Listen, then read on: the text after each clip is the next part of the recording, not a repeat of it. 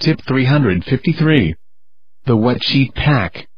When bathing isn't practical, consider the full wet sheet pack. This is a procedure in which the whole body is wrapped in a wet sheet, which in turn is wrapped in a dry blanket for regulating evaporation.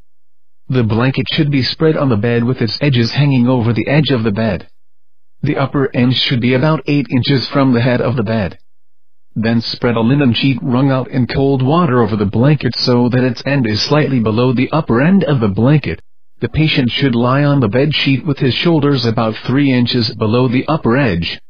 The wet sheet should be weakly wrapped round the body of the patient, drawn in, tightly tucked between the legs and also between the body and the arms. The sheet should be folded over the shoulders and across the neck. Now the blanket should be drawn tightly around the body and tucked in along the side in a similar manner, pulling it tightly. The ends should be doubled up at the feet. A Turkish towel should be placed below the chin to protect the face and neck from coming into contact with the blanket and to exclude outside air more effectively.